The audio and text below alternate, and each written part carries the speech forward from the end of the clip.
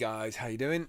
It's Phil at Team Humble on Steam. I'm posting this over on Steam because it's something I've been working on for a while, and it's going to help me stream and record my courses. I was doing 20-30 minute courses on Skillshare, and I'm kind of going back to Udemy to do some additional courses over there. Kind of nearly done 100 courses on Skillshare. I want to do 100 on Udemy, just a personal goal of mine, and it gives me a certain level of income stream every month. Not a hell of a lot, but enough to sort of trickle in. And I'm trying to build up in 2017 lots of different silos of places where I got trickles of money to come in. Not lots of money. I'm not doing this purely for money. I'm doing it because I love to create the stuff. I'm kind of obsessed with making the stuff, and I wanted to find a way that I could easily switch between camera shot, desktop shot, and like an overlay, like a picture-in-picture webcam, because I found myself in a problem where I had Keynote with all my effects for my... Let me just kind of bring something up on Keynote and I can show you while I'm going through it. So I'm developing this template for a 3-hour... Let me see if I can bring back the most recent. Let me go back to most recent, which is this one, the Almanac. So I have this, which is my normal kind of Skillshare layout, if you like, for the courses. And I've just changed this so that I've got my courses that are on Udemy. So I've got these little nice effects that kind of spin. I can't show you because it's going to open up on my second screen. Actually, if I shut my other screen down, it would probably work. But they kind of spin around and do cool stuff. And so I've got these different sections, like section 1, section 2, 1, 2, 1, 1. And what I do is I step through and record the audio from the text. And the biggest problem I had was, how do I then jump into recording stuff that's on my screen or do a screencast without kind of losing the flow? So I've made this took ages to make it, but this is using some of the features of OBS, which are quite advanced features of OBS, which is using scenes as sources, which I'm going to kind of get into. And you can see how intense this is. These are all the scenes that are inside this OBS file, and I'm going to go into it a little bit so you can see why it works like it does. All the function keys from F1 to F4 work, so if I want to switch between that or my other thing, you can see I've got the Dr. Disrespect playing on my other screen. I've got an overlay as well, so I can change that at any time. I can put that desktop on or the other desktop on, or just with the overlay. And that's a master source. So I have a master source, which is this master overlay here, which is SO1, which is right at the top. But what I've done is I've created various sources within this master source, which are then used elsewhere. So you see these little red highlight things. That's a slash, that's another slash, that's another slash. And they're just like dividers in the page. And then I've also got like section progress, a thin line, so that's, you can't see them, but these are little lines that divide things up. So if I jump onto, let's see if we can change the shot view, you can see the lines there that they kind of cut. When I do that, you can kind of see that, you can see the definition of it instead of them just being flat. So like I've gone into a hell of a lot of detail on each of these things. So this is the master, and you have the blue color bar at the bottom and the blue color bar at the top. And then you'll see down here at the bottom, when I turn these effects on and off, they turn on and off. So basically the camera and, you know, the desktop, whichever ones I want. So it means I can start recording something and then switch to a desktop or switch to another desktop or do the overlay. You kind of get that. So they're all on function keys on a master source.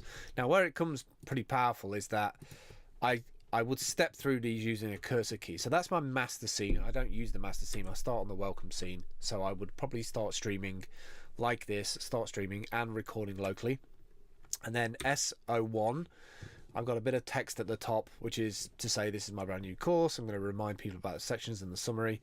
And then I've got a next slide which sort of has SO1, a bit of a webcam and some text. Now this text, if I click on this text file, it's actually dynamically brought in. So it's brought in from a text file. Now what I've done is I've created a whole system, a Udemy course layout of all the text files. I've gone pretty damn deep on this stuff, and I kind of want to show you because it's going to make my recording of courses so much easier. So I've got 6 sections, so 1, 2, 3, 4, 5, 6 sections, and inside each section there is another 6 sections, and each one of these is 5 minutes in length. So basically half an hour for each one. So 1, 2, 3 hours of content if I just make a 5-minute clip for each one of these clips. And in each side one of these little topics, I've got a P1 for the topic, a topic 1, topic 2, topic 3, and I'll get into those in a minute. And I've created those for each section.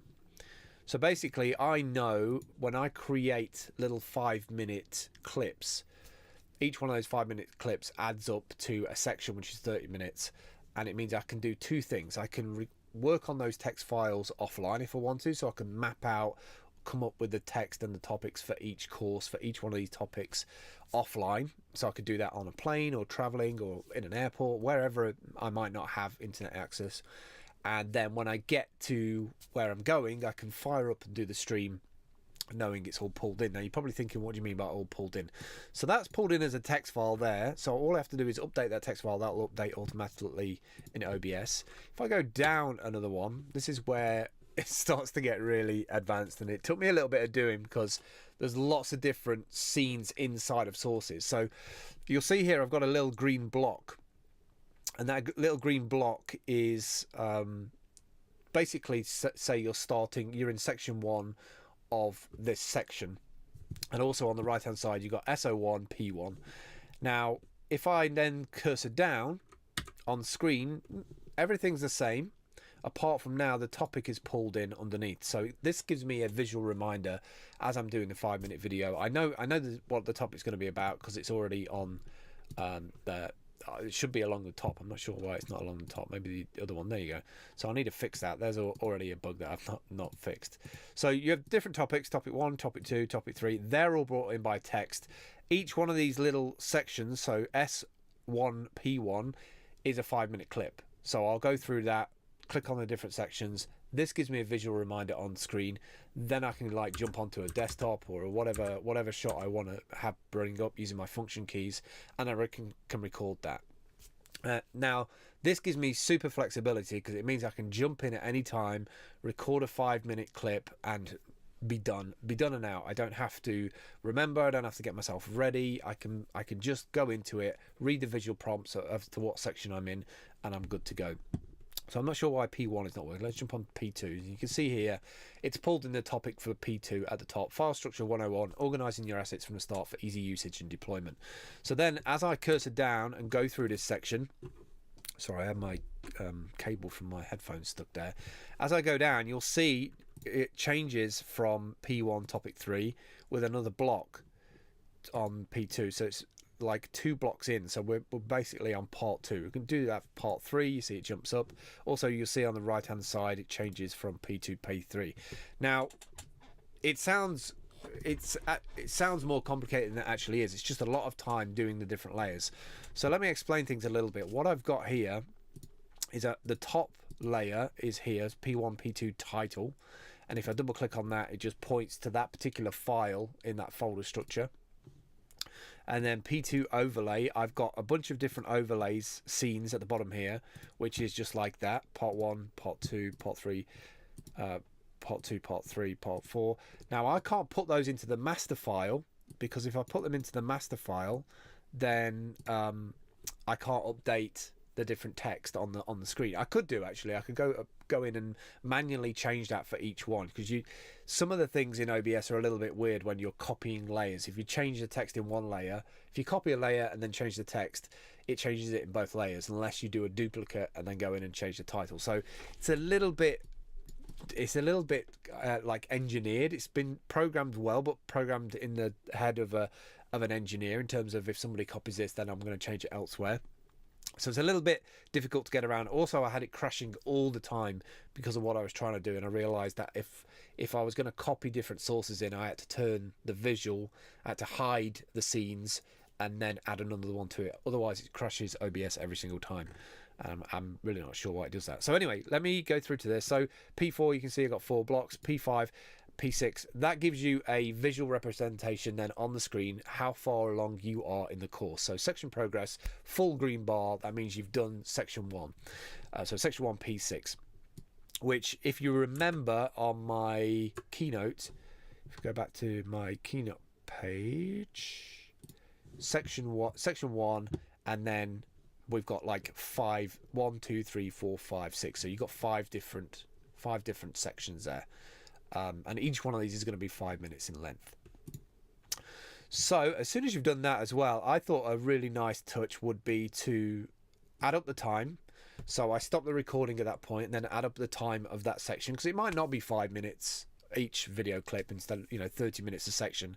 It might end up as actually being a lot more than that, 45 minutes. So I'm going to add up the time, and then I'm going to add it to this I'm going to add it to, where is it now? Oh, it's at the end actually. I moved it to the end. So I add up all the time, and then I have a little reminder slide, start of a new section, congratulate people for taking the time out on the previous section, and then any questions and also rating. Now, the reason why I add up the time is if we go down to here, I didn't put them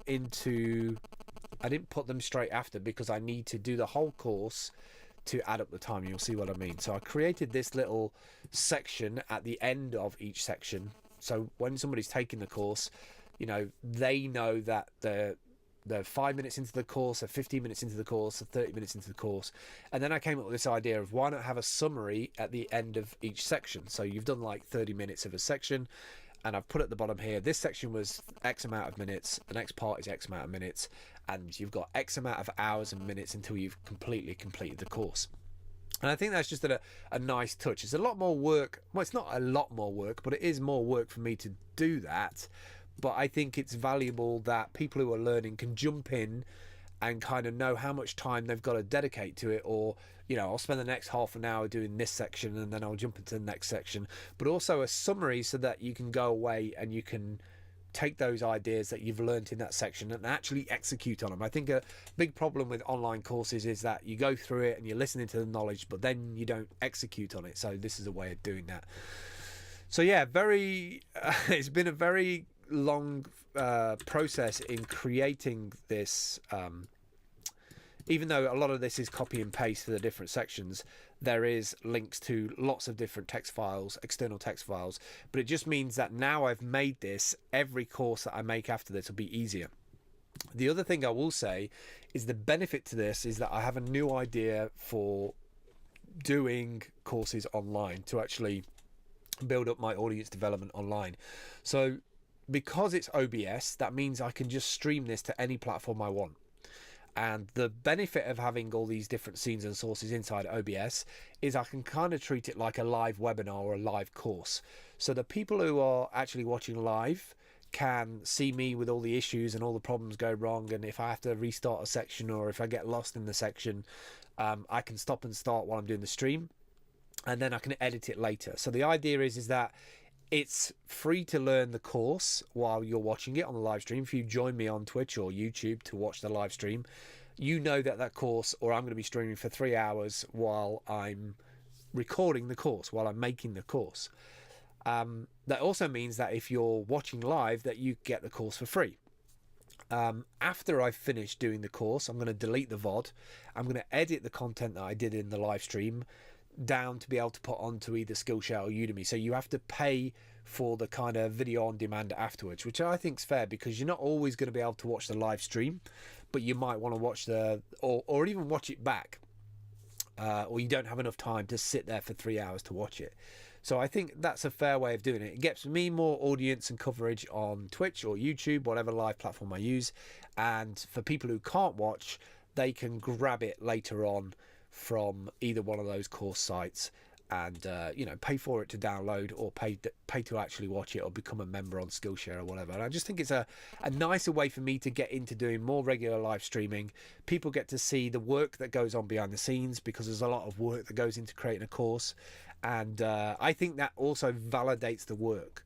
So I kind of wanted to show you that. If you have any kind of OBS questions, basically what I've got here on this sources panel, and the second panel here, is you'll see that I've got the SO1 master overlay, which is this scene over here. So if I turn that off, it gets rid of everything that is on the master overlay, which is all the bottom bits and everything. And you can see these are all additional layers that I've dropped over the top of it. So scenes and sources, very, very, very powerful way of creating a very unique switching from scenes to sources by reusing certain items on a page. So it took me a bit of time to decide on what was going to be on screen at one time, which layer was going to be always in use, and what things were going to be on that layer. But it means now if I want to update any part of the course, all I have to do is go into the main master layer to add any effects that want to be on the screen all the time. So OBS is very powerful, and it's open source, super free. And I would totally recommend it if you're going to do any live streaming, or if you want to do any course creation. There's lots of other tools out there to make courses, but I'm using a combination of Apple Keynote and OBS Project. You can get OBS from, I think it's obsproject.net or .com. I hope this was useful. Thanks for watching. Do go and check out my YouTube channel, but also follow me on steemit.com at Team Humble, and I'll see you soon.